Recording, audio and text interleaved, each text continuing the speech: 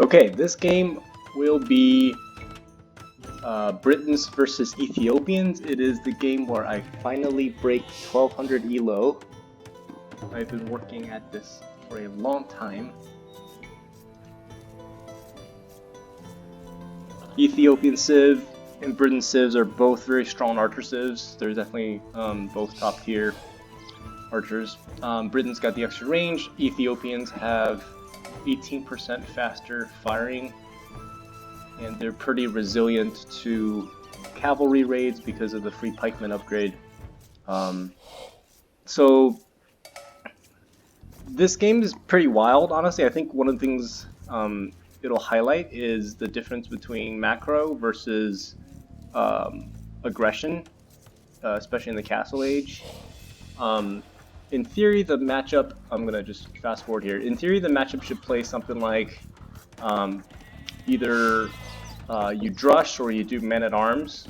Ethiopians have a really strong men-at-arms because they get free food and gold once they head up to feudal age, and that enables them to pretty robustly support like the eco upgrades like double bit axe as well as research men-at-arms, and it's a pretty nice little bonus.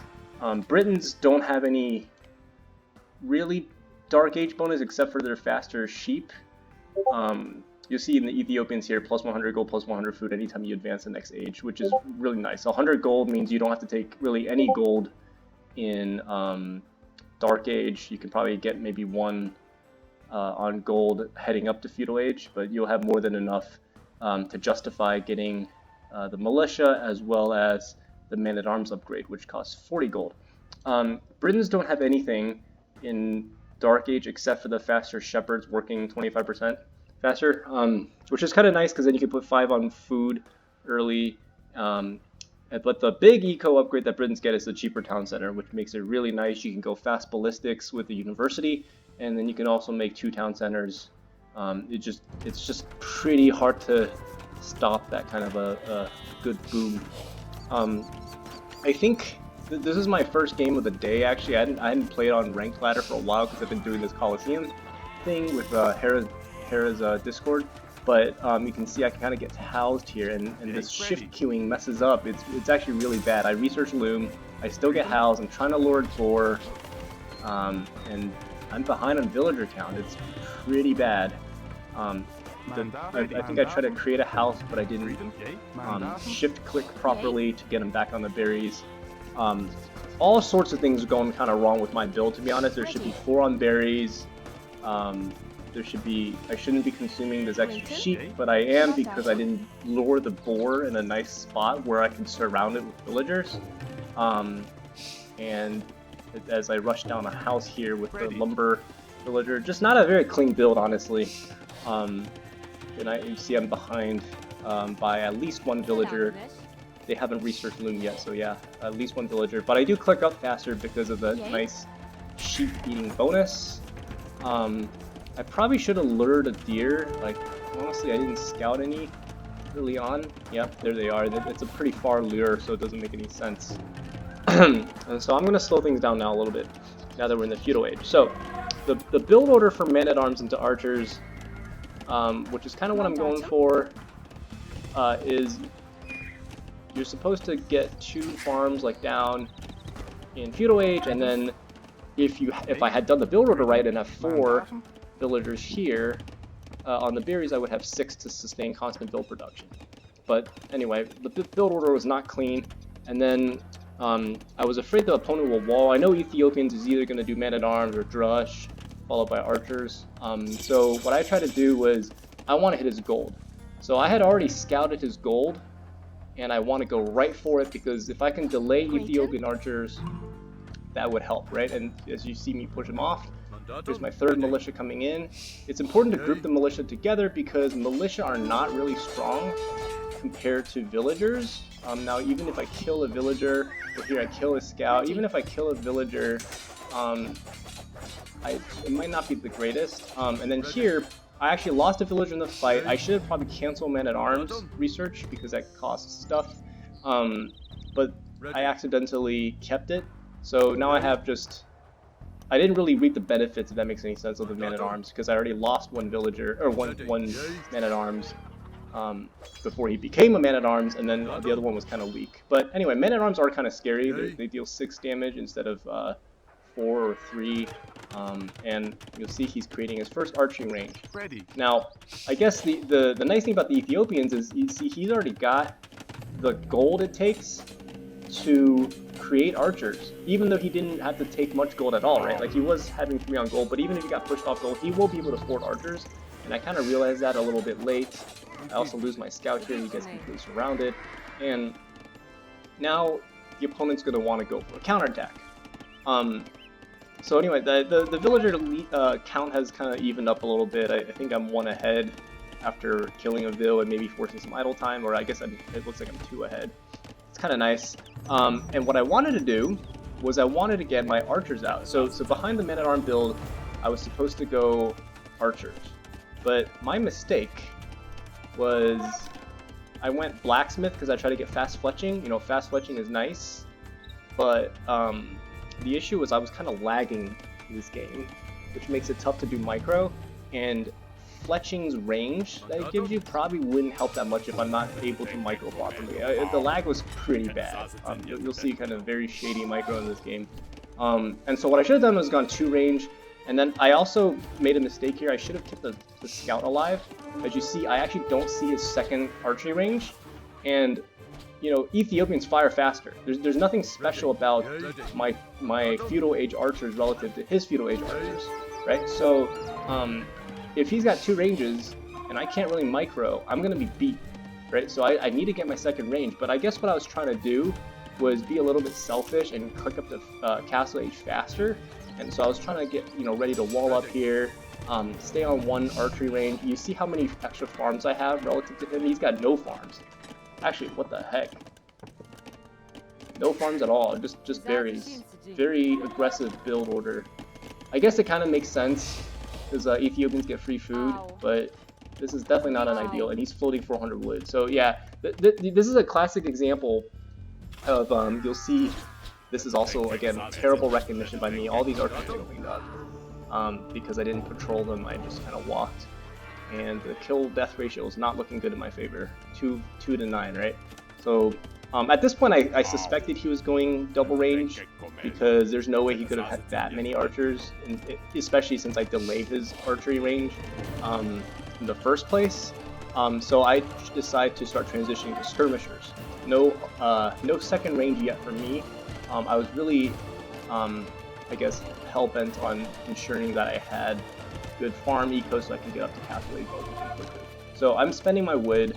I guess one mistake I have here is I don't have enough on wood. I really should have at least 10, you know, because I know I'm going to be making archers, etc., etc. But you can actually see me here. I transfer some because I'm going skirmishers instead of archers. I transfer some off of gold to go take more wood. There's no. I know I'm behind in archer count, and his archers beat my archers any day of the week in the feudal age. So I had to go skirmishers to counteract. So here's me kind of rebalancing my economy. He's just kind of poking around here. He actually pushes me off berries with his 1 archer, which is kind of smart.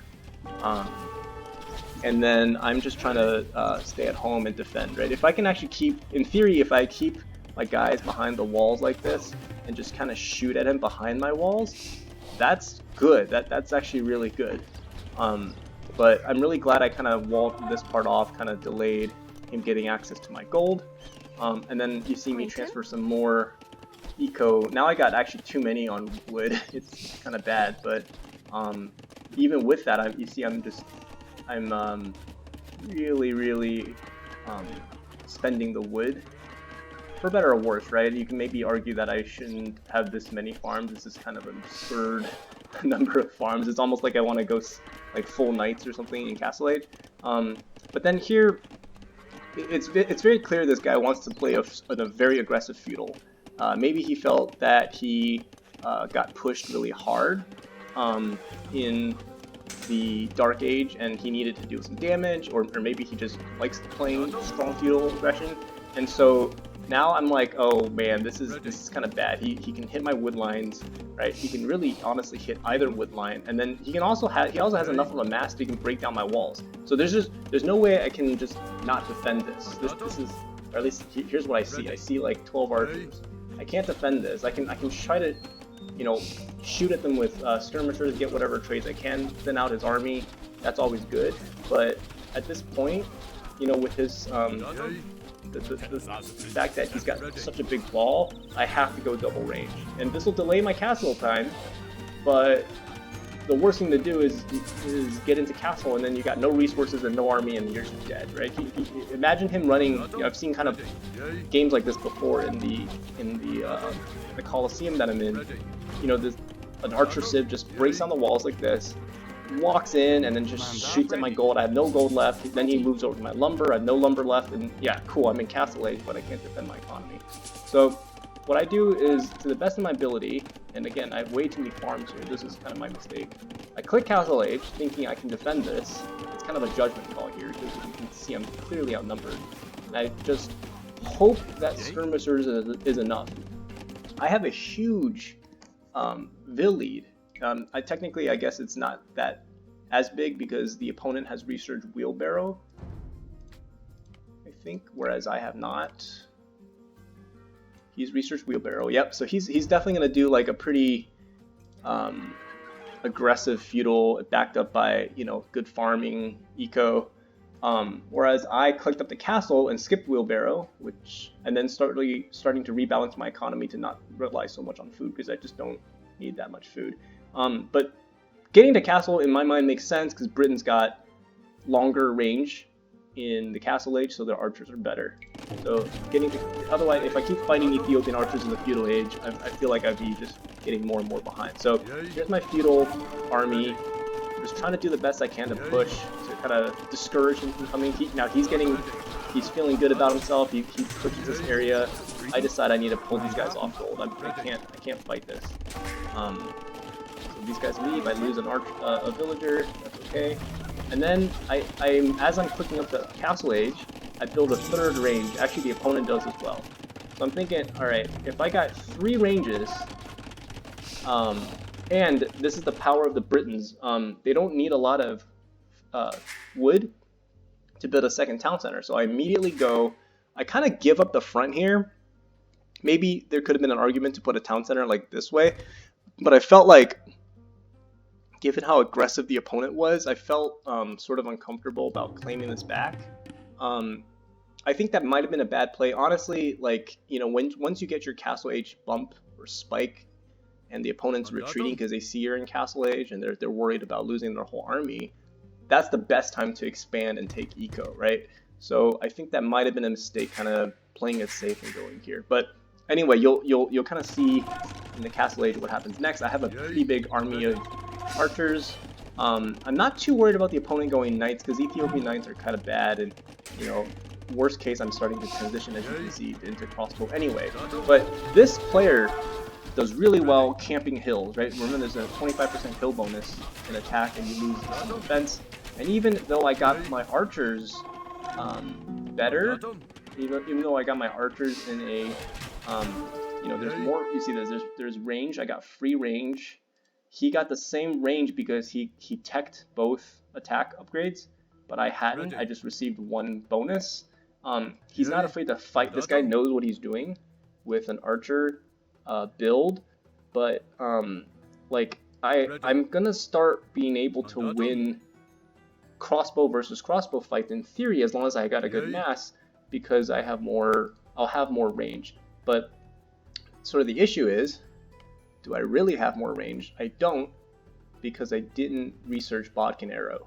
If I had researched this, my crossbowmen would be definitely stronger than his, even if his are faster firing.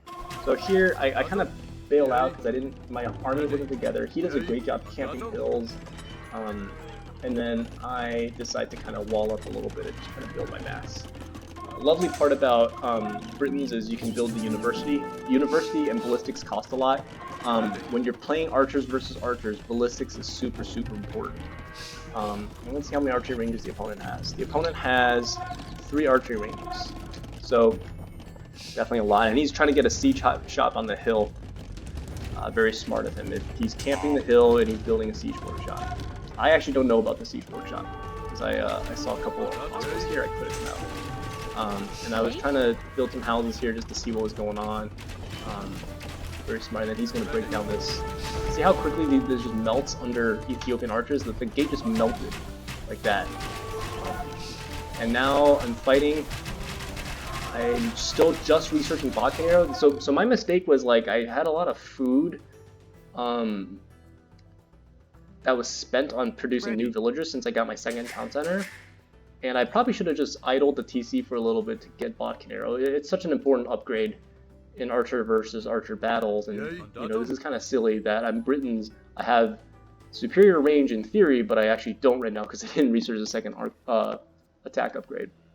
Definitely not a clean build by me, and then the opponent is sort of all in here. So they're, and again, maybe because they felt they took a lot of damage in the Dark Age and didn't deal enough damage with the archers in Feudal Age. So they're on one town center. They got a forward siege workshop. They got 3 archery ranges. They're probably floating a bunch of food. Yep, floating a ton of food because they're not using it on anything other than villagers and some tech upgrades. And then they're going heavy on gold and wood as they should, right, if they're pushing. So next 5 minutes of this game gets really dicey, very aggressive. So here I finally have my Bakken arrow upgrade. If you look at the range, +3, 5 + 3 is 8.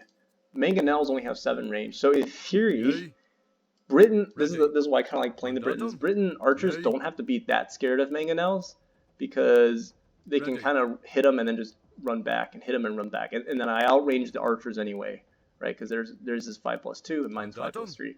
And I think by now I have also researched ballistics. That's why it went fast. University anyway. Where is the ballistics? Yep, I've researched ballistics, so that'll be good against in terms of picking off any archers that are walking my way or walking away from me. Ballistics is quite nice because the farther you are, the harder it is to hit like moving targets and all that. So, but now I see, I take a big shot to the face from the Mangonel and I kind of retreat. I kind of bug out because I don't have enough mass yet. But this is where Britons get really tough to push, honestly. All I have to do is shoot at them, run, I'll take some losses, but, you know, as long as I keep my archers pumping, you know, it'll be fine.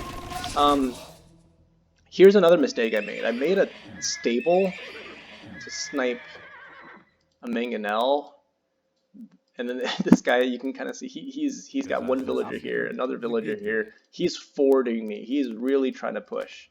And it kind of makes sense. I mean, he knows I back gold here. He has a random crossbowman here. I don't know how the heck that guy got in. But he sees that like I don't have access to this gold in theory, at least based on his line of sight. He's got forward gold, forward lumber that he can push, and another lumber camera. He sees all this. It's prime for the taking because he broke down my walls. This makes a lot of sense for him to push. The issue was he never built economy behind it.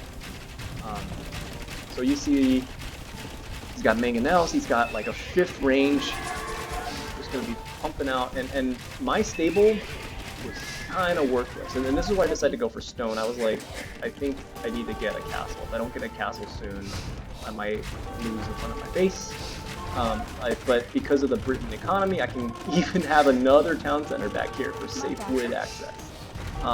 So the issue with the stable, the reason this is a dumb idea, was a stable, he's keeping his Mangonel next to his archers, right? So, you know, in theory, you know, people make knights to kill like a catapult that's like threatening their archers. But the issue with this is that if the knight runs in here, he's got archers, Ethiopian archers, that'll just shoot down the knight before he even gets close. So in theory, this knight's actually not doing anything. Instead of building a stable, I should have built a siege workshop. Siege workshop to build a Mangonel of my own to defend from his Mangonels and also threaten his archers. This is just a strategic decision, poor strategic decision by me. You know, if I had a Mangonel here, his archer, he's gonna get scared because then he's got to micro the archers, and you know, eating one shot is all it takes to swing the battle, right? And then also my Mangonel can trade with evenly with his Mangonel, and then I effectively would win the game because he's the one that's forward and I'm the one defending and got the you know, the 3 town center boom going. But this anyway, this stable is really dumb is my point. So I gotta learn that future. So I hit the fancy split. But yeah, you can kind of see like how awesome Britons are, right? Like they're not really threatened that badly by Mangonels. And his ascent like Knight is, you see how his quickly just got shredded? I didn't even have upgrades on him either. So he's pushing, I just take a big shot to the face. I could have lost the game right there, honestly, if he kept pushing. Just took like a killed like 7 or 8. I gotta abandon my stone. Now my siege workshop finally comes. Way late. This is just a strategic error. And then he's building some pikemen, which is hilarious. Because he's, well, for one, he get free pikeman upgrades, so that's fine. But I guess he's thinking I'm tech switching hard into knights, so he's building the counter unit. When really, I just wanted the pikeman to snipe the Mangonel, but I guess he was scared about that snipe, so he builds pikemen. But anyway, it was kind of like my bad decision made him invest in a bad unit, because pikemen die hard to crossbow. So anyway, kind of funny. He's continuing to build. He's building barracks, stables, a market in my face. This is the like very extreme pressure. But if we take a snapshot right now in time, 93 villagers across 3 town centers, and he is still on 1 town center, right? All his production buildings are forward, except for the 2 starting ranges that he built, or I guess a 3rd range right here, his blacksmith. So his economy is very gold and wood heavy, like an archer civ, but no 2nd town center. He's mining gold out here. I don't know why. I guess he's starting to run out of gold here. I guess that makes sense. But anyway, he's really investing into this push, and like, you know, I think like as I get more and more comfortable playing and defending and being better at defense, you know, this is where eco can win games, right? All this 1 town center effort, he's done some damage. The KD ratio is actually pretty even. It's slightly even favorable to me, even after I took that big Mangonel shot. And I've lost my forward gold, but I have my back gold and my stone here. And very soon I'll be able to have a castle. So anyway, just kind of highlighting like how like sometimes defense is better than going aggro as long as you know how to defend. If you don't know how to defend, it's kind of rough. But anyway, so a couple more knights come out. This is kind of silly. This is what should have come out, the Mangonel and the Scorpion. This is what really kind of puts a complete stop in his push, right? Like, he's not going to be able to, especially with a castle now behind this, like, what can he really do, right? Like, this castle is going to give me protection to the gold. The Mangonel is going to start destroying his forward buildings. You can kind of see him sneaking this way. Oh, I guess I never walled that up in this area. So he breaks in, he probably kills a couple villagers here, but I bring my army back. This area is completely defended now, at least in the castle age, right? There's no worry. Even if he brings in like a ram, I can make him nail it down. And then I'm gonna I'm gonna push back here, and I probably should have fought him on the side with like archers. Like, these archers are not doing any more protection, they're not offering any more benefit than the castle is, right? So what's the kind of point of them camping here? They should really be like being active, like supporting, you know, my additional expansions. But anyway, I've got a huge lead, 112 villagers to 65 villagers. I'm destroying his forward base. I see some stables. Actually, I can see the flags. I know something's happening, and I guess that's why I kept light cat. Okay, he didn't do anything because I've got ballistics in my castle and ample defense. So yeah, light cat was a bad choice by him. Should have probably. I don't agree with knights either. But honestly, this is where eco wins games. So like, what's gonna happen? Well, I'm clicking in. I have actually too much resources. I really should spend the resources better, get more gold, get more farms. I probably could have gone Imperial even earlier than I did. This is actually not a good intro, to be honest. I think I overinvested in like eco. But anyway, whatever. It's a 1200 elo game. I'm defending. I split, and I just shoot at him some more. It's kind of, the micro is not good just because it's kind of laggy. But I'm getting ready for more castles. This is a pretty good castle. I mean, it would have been better like up here or something, but it's defending my gold. I have safe gold. He's tech switching now into Elite Skirmisher, which is a really good move by him. And I guess this is like the last late game mistake I made.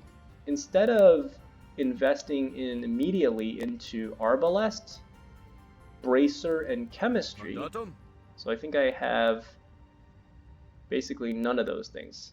Arbalest makes you get one more attack, Bracer gives you one more attack, one more range, and then Chemistry gives you one more attack. So those are pretty important, right? Like, especially if you're going to fight against like skirmishers. But what I try to do is I try to tech switch into light cav because I wanted to raid. But the issue is I don't have the full upgrades on armor and stuff on my light cav, so this is like just too premature. I guess my rationale was I was floating a lot of food and I might as well spend it on something. But what I should have done was prioritize food, maybe use the market to buy some gold. Really prioritize getting Arbalest, because Briton Arbalest in Imperial Age would basically kill everything, especially if they're not in Imperial Age. So anyway, but now you'll see kind of like that not happening because he trades against my crossbowmen, which are still waiting to be Arbalest. I probably should just pull back here. But anyway, let's see what happens. So I'm taking this fight. I think not all of my guys are shooting, and then I'm fighting skirmishers, which is never ideal with your crossbows. These scouts are taking some shots, so that's good. That's what these scouts are good at, taking shots, but they don't have armor upgrades, so it's not ideal. But now I have Arbalest. Yeah, I mean, it's still a pretty even game, even with my huge eco advantage, but now the upgrades come in. So now Bracer.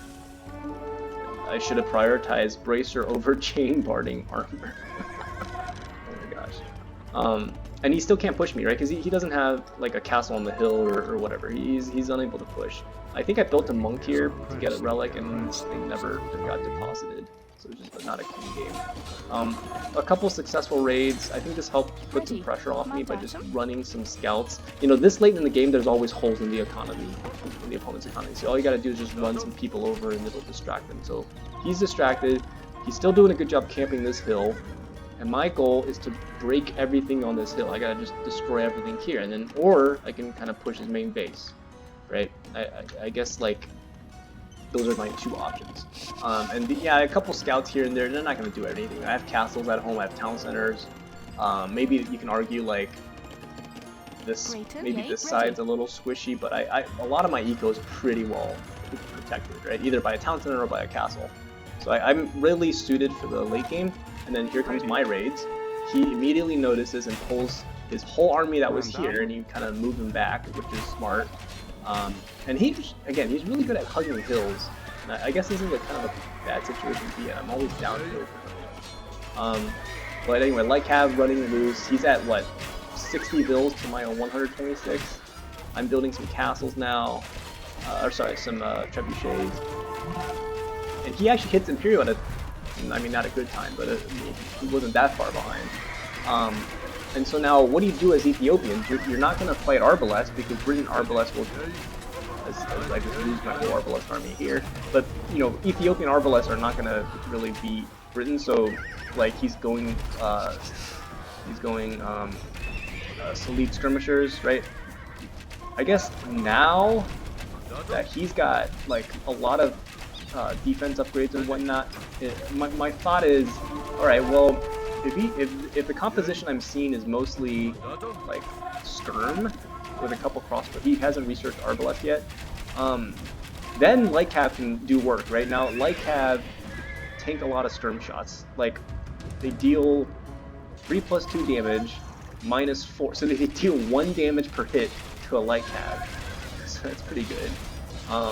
And then if I get the final armor upgrade, which I think I'm just researching, like, then even the crossbow will start struggling dealing damage to light cav. So this is a good fight, right? Like, just completely demolishing the skirmishers. It's like the mobility is great. And then with my archers, I should just, all I have to do is really stay on top of the hill. I think I built the castle he denied this year. It was ambitious. It was a pretty ambitious castle on top of this gold. So he's just camping this. That's fine. I've cleaned up most of his army here. I'm trying to group my army together. Britons don't get bombard cannon, so they have to kind of go either siege onager, or excuse me, not siege onager, cap ram, or trebuchets. Those are their only siege options. So I'm just gonna elect with trebuchets and just kind of camp my army here. What I probably should have done was another round of raids. I probably should have just ran a bunch of people into his base. Again, like, his eco is kind of awful. Maybe the reason I didn't run my eco there was kind of like, what eco is there to raid? I think he wasn't on free TC. He was really forwarding. And he's going to get trebbed down by this castle. He just never produced. I have 4 castles now. Or I guess 3, not including this one. He has 1 castle. That's his only castle. So it's the only thing that he can make to produce trebuchets. And so this is where the late game for Britons, you know, it's, you know, I got the final armor upgrades. My light cav are not afraid to run under the castle. He's gonna lose his castle. My cavalry are, and my archer is actually outrange his castle 8+3. Oh, actually no, they don't. I'm sorry. If I got yeomen, then they would have outranged the castle. So anyway, conclusions. Pretty good game, pretty good showcase of the difference between a very aggressive feudal archer play, like late feudal, right? Like he was really pushing it pretty hard there, and contrasting it against like kind of doing a man-at-arms and then just walling up and trying to hold until you get to castle age and build early farms, right? The earlier you build your farms, the earlier you can get to castle age.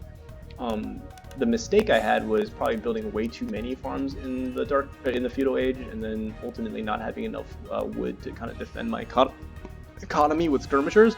But the opponent kind of bugged out as soon as they saw me hit castle. You know, I could have had like a siege workshop or defensive siege workshop or something, which is probably my biggest mistake. The first thing I should have laid down, knowing that I'm fighting against Ethiopian Civ, is probably a siege workshop. But that didn't happen because I forgot. And in the castle age, you saw the very good push they did, forwarding a bunch of archery ranges. The barracks was very questionable because he thought I was going knights, but I wasn't. And then his siege workshop did work. I mean, like I ate a couple big mangonel shots all the way throughout, and it wasn't really until I collected enough stone to build this castle right here that like the front of my base was really well defended. And then a couple raids, you know, heading into Imperial Age, a couple raids kind of softened him up. I think he got distracted, he lost control of the mid. I'm castling the mid, and because I have more castles to begin with, I can win a trebuchet war just because I have more trebuchets. And yeah, I mean, overall it was a crazy game. I mean, I was really struggling with the micro because of the lag, and it was really frustrating because archers versus archers, you always got a micro. But you know, I'm really glad that this was the game that took me to 1200 elo. Like it's been a long time coming, and I think I played decent. Definitely got a lot of mistakes, but you know, definitely things to learn from every single game. All right, so that's it for this one.